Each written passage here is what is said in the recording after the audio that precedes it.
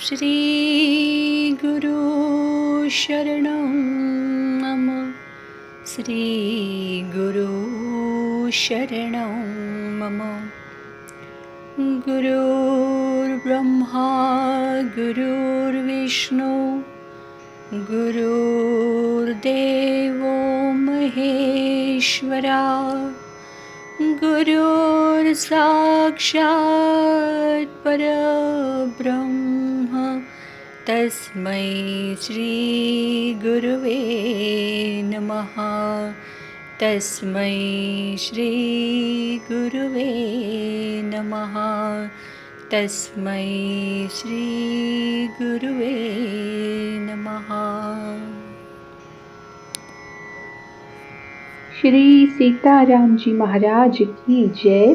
श्री सद्गुरुदेव भगवान की जय।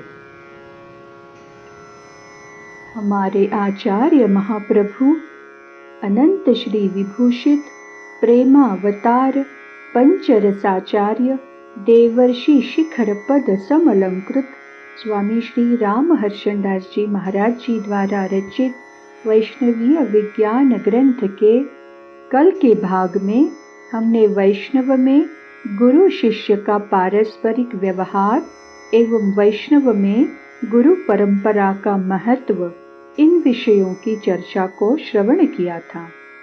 आज की चर्चा में हम वैष्णव में प्रभु सेवा समझकर शिष्य करने की विधि, वैष्णव में भागवत परिचर्या एवं वैष्णव में सत्संग सेवन, इन विषयों की चर्चा को श्रवण करेंगे।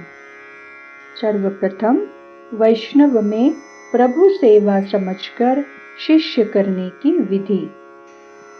वैष्णव किसी भी शरणागत चेतन को शिष्य करते समय मैं आचार्य हूँ ऐसा मन में भी नहीं आने देते। वे मन मुझे उससे अधिक कोई प्यारा नहीं है।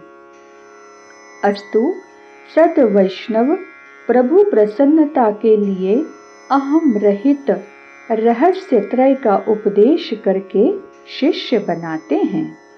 शरण में आए हुए चेतन का आतिथ्य सत्कार अपने वचन के द्वारा सदाचार्य किया करते हैं, न कि स्वार्थ का अनुसंधान करके। यह उनका महत् कार्य प्रभु प्रीत्यर्थ ही होता है। शिष्य के दिए हुए सर्वस्व दान अर्थात आत्मसमर्पण को सद्गुरु भगवान के लिए अर्पण कर देते हैं। तत्पश्चात स्वयं शिष्य के लिए अपना सर्वस्व प्रदान करके ही कृतकृत्य होते हैं, जिसमें स्वार्थ और अहम का सर्वथा अभाव बना रहता है। शिष्य करते समय सद्गुरु अपने आचार्य का स्मरण कर शिष्य के साथ आचार्य के समान ही प्रतिपत्ति करते हैं। उसका प्रकार यह है कि यह दास तो अल्पज्ञ अज्ञानी जीव है, जड़वत इसके आचरण हो रहे हैं, फिर भी आचार्य देव के अपना लेने से यह जीव मेरी शिष्यता ग्रहण करने को आया है। इसमें इसी की प्रधानता है। जैसे अत्यंत कामी पुरुष काठ की कामिनी को भी आलिंगन करता है, उसी प्रकार यह जीव मुझे केवल वैष्णव वेश से विभूषित देख करके ही अपने आचार्य रूप में वर्ण कर रहा है। यह कार्य इसके विष्णु भक्ति से भरे हुए हृदय शिष्य का ही परिचायक है, मेरे नहीं। अस्तु वैष्णव निरभिमानी होकर प्रभु प्रीत्यर्थ ही किया करते हैं। वैष्णव में भागवत परिचर्या। वैष्णव भागवताराधन के लिए ही किया करते हैं। वे भक्तों की पूजा को साक्षात सर्वेश्वर भगवान की सेवा समझते हैं। वैष्णव भक्त और भगवान में किंचित भेद का अनुसंधान नहीं किया करते। भगवत अनुभव के सदृश भागवतानुभव करना उनका सहज स्वभाव होता है। वैष्णवगण बिना संत सेवा के भगवान की सेवा का कोई मूल्य नहीं करते। भक्तों के सेवन से ही भगवान की तुष्टि पुष्टि समझते हैं। संतों का सम्मान, समागम और अनुभव करना वैष्णव साध्य समझते हैं, साधन नहीं। संत सम्मिलन के आनंद में वे भगवान को भी भूल जाते हैं।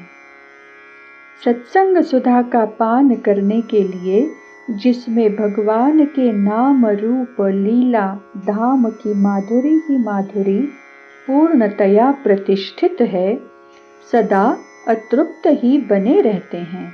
इसलिए वैष्णव संतों का सेवन अपना उद्देश्य बना लेते हैं। वैष्णव में सत्संग सेवन। वैष्णव अपने स्वरूप रक्षा के लिए सत्संग को अपेक्षिततया स्वीकार करके निरंतर उसका सेवन करते हैं। वैष्णव सत्संग से ही सद्गुणों की संप्रवृत्ति समझते हैं, अस्तु वे सत्संग प्रिय होते हैं। वैष्णव सत्संग को ही प्रभु प्रेमोत्पादक एवं भगवत दर्शन का दानी जानकर उसका सदा सेवन करते हैं। वैष्णव सत्संग को ही परम साध्य समझते हैं, अस्तु वे संत समागम से विरत नहीं होते। वैष्णव सत्संग रस के रसिक होते हैं।